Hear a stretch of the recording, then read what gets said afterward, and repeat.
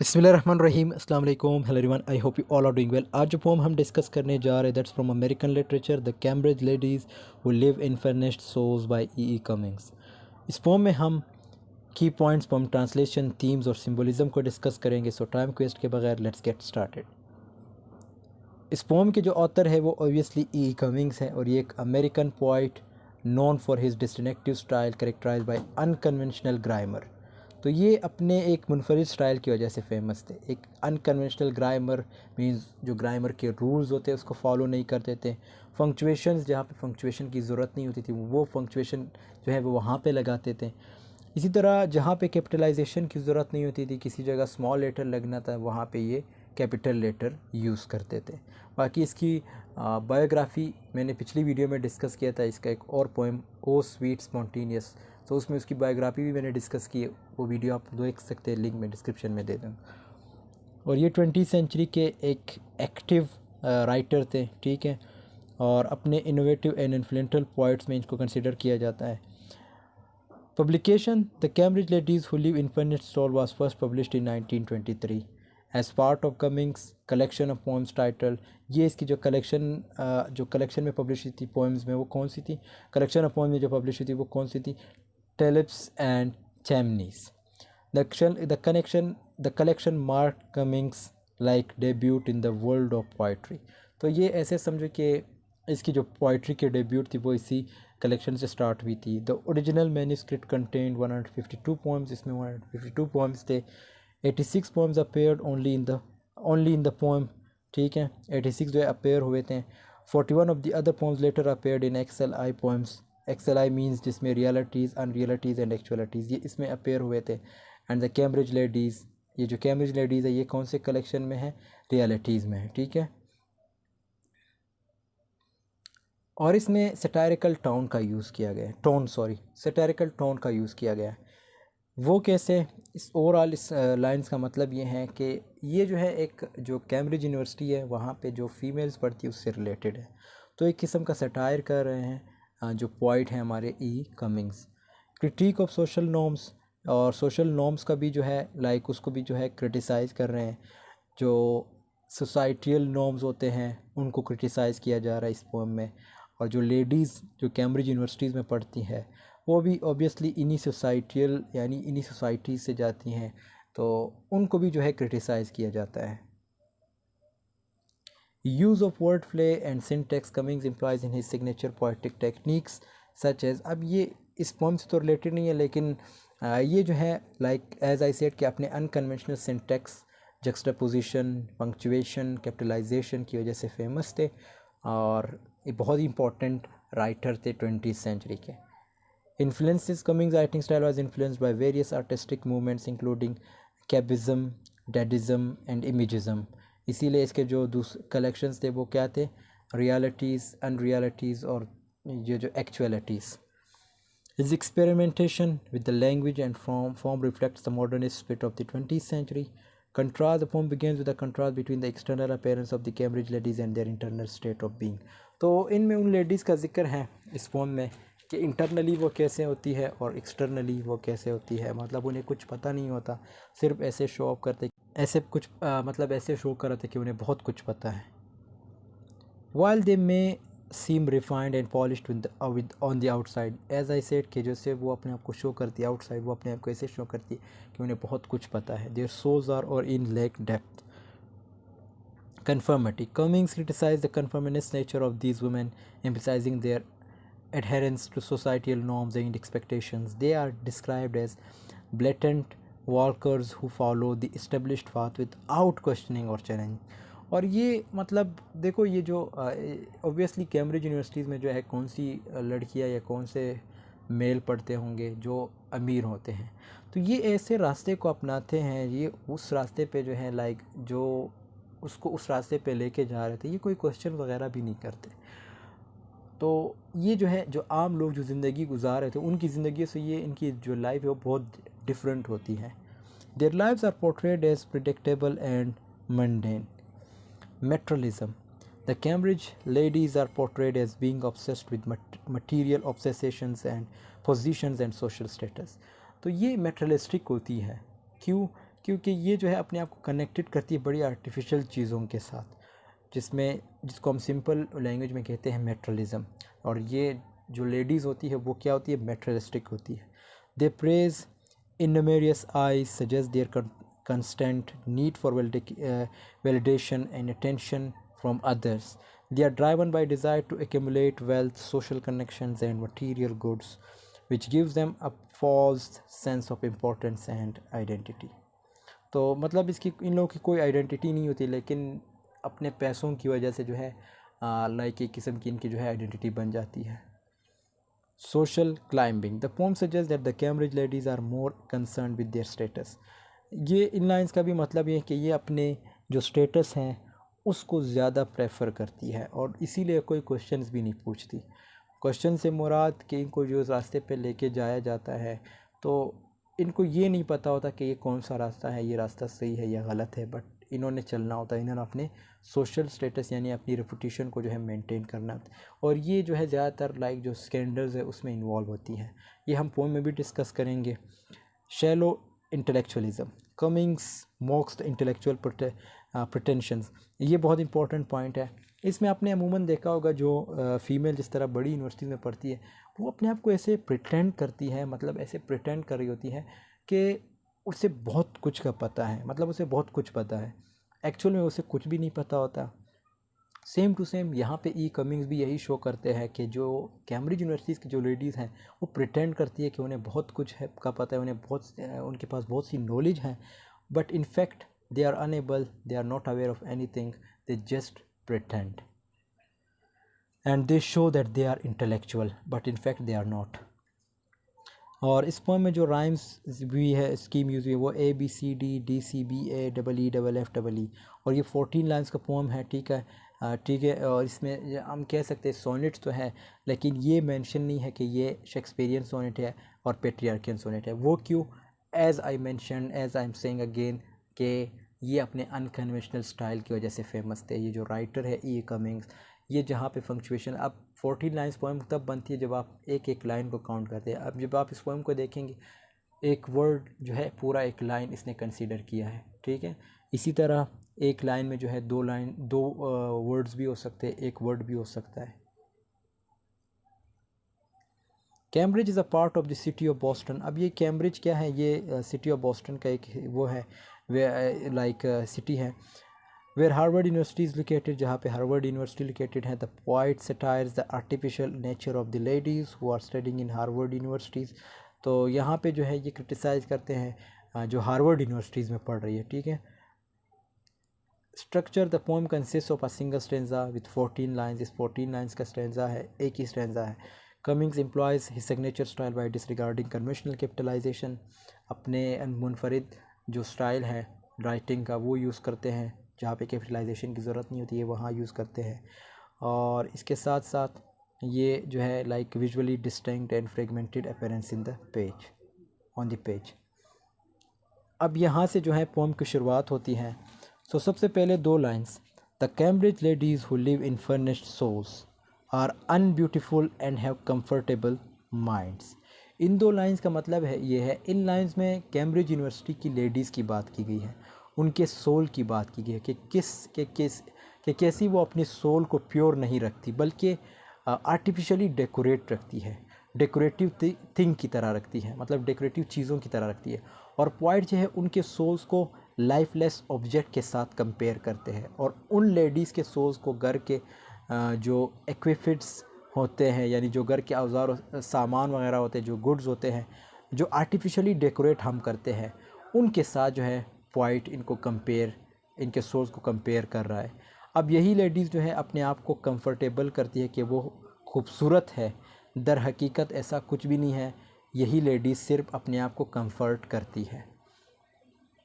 अगले लाइंस में क्या कहता है? Also with the church protestant blessings daughters and unscented shapeless स्पायरेटेड।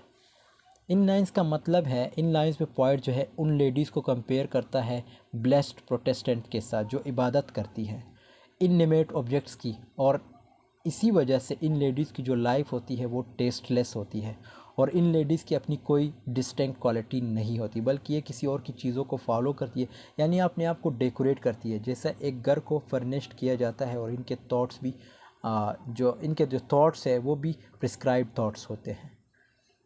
They believe in Christ and Longfellow both dead are invariably interested in so many things. ये बहुत important lines है, ये आजकल भी कॉमन है। वैसे यहाँ पे क्राइस्ट जो है रिलीजन और स्पिरिचुअल लाइफ को रिप्रेजेंट करता है, और लॉन्ग फेलो जो है लिटरेचर और इंटेलेक्चुअल लाइफ को रिप्रेजेंट करता है।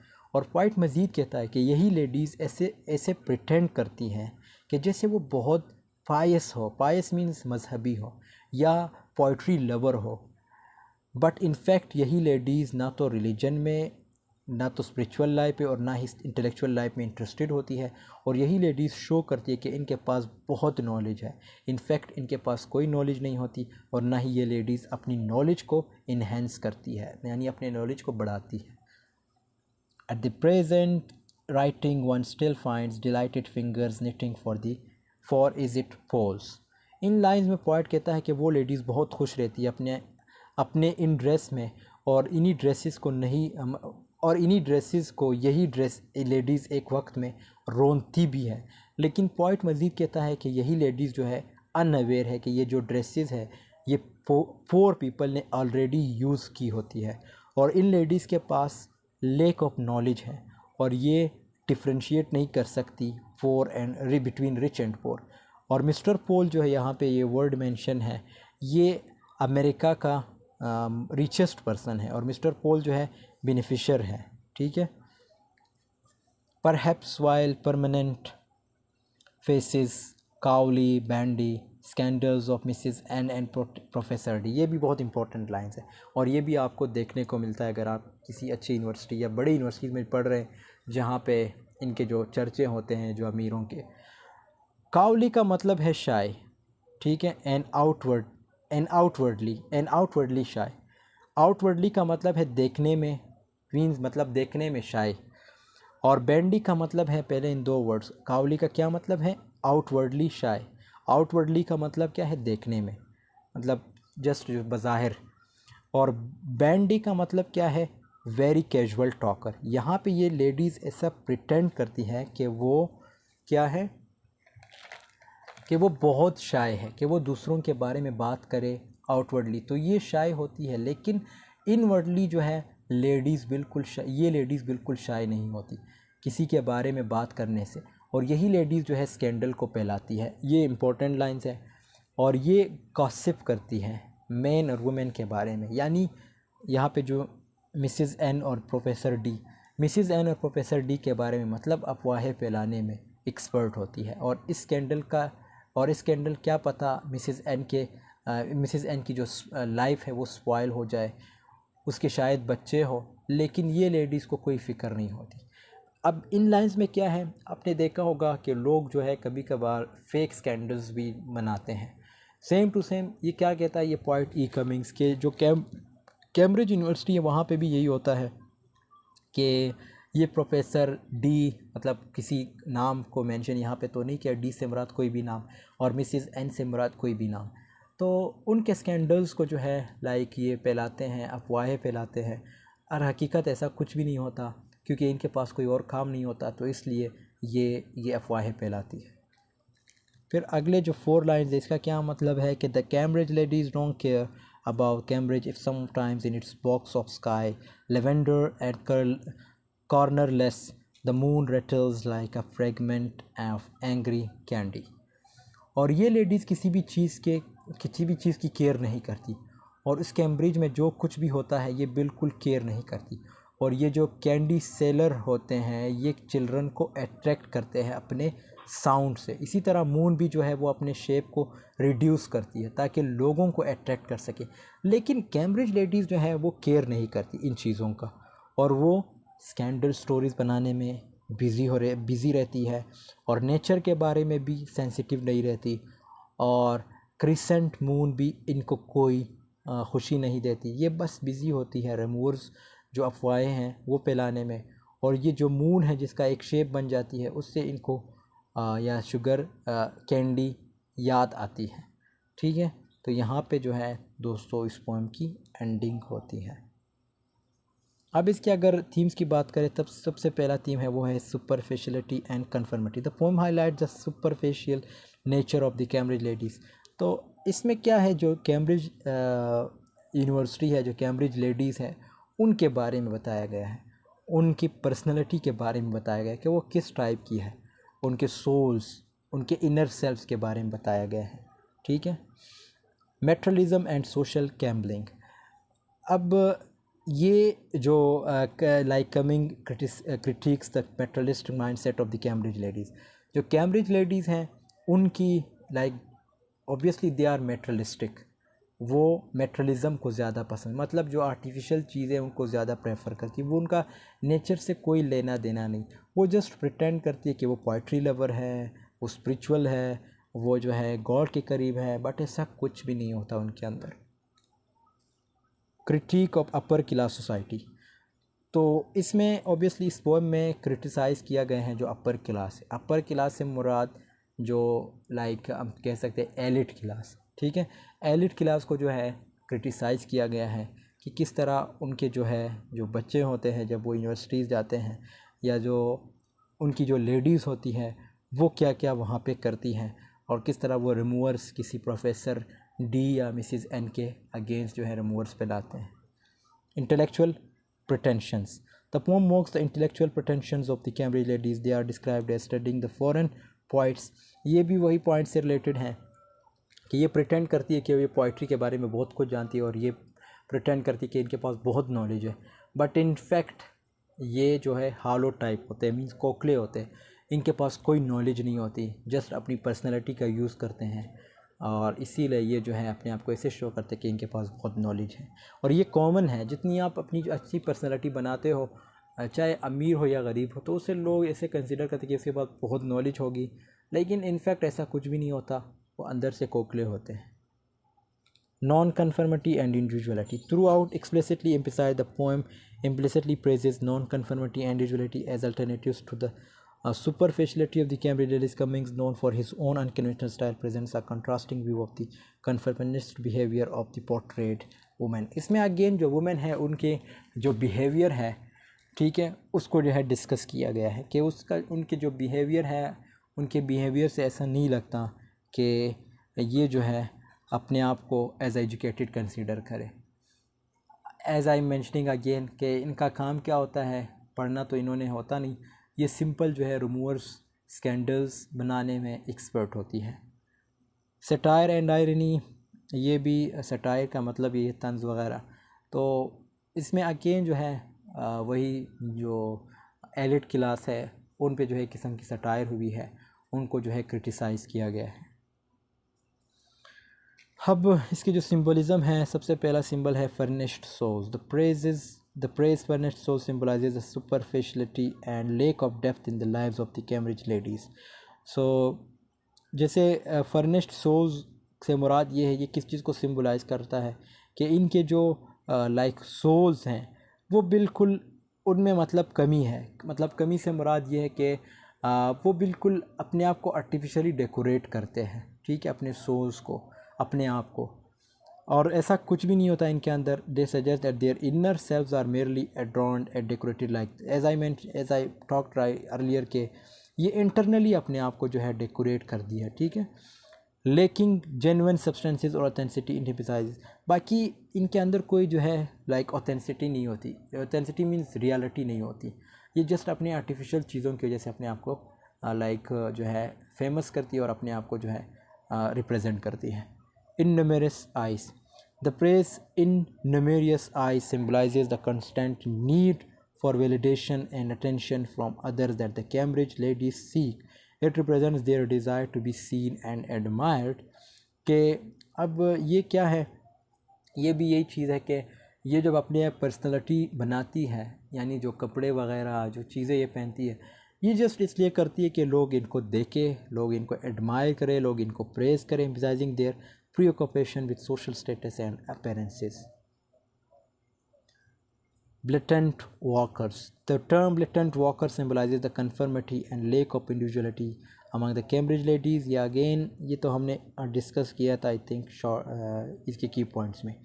स्टडिंग द फॉरेन पोइट्स, ये भी इन्हीं से रिलेटेड है कि ये जो लेडीज़ होती है ये प्रिटेंड करती है कि इन्हें पोइट्री के बारे में बहुत कुछ पता है, लेकिन इनफैक्ट इनको कुछ भी नहीं पता होता। ये जस्ट शो करती कि हम जो है स्पिरिचुअल हैं, इंटेलेक्चुअल है और पोइट्री लवर है, but in fact they are not.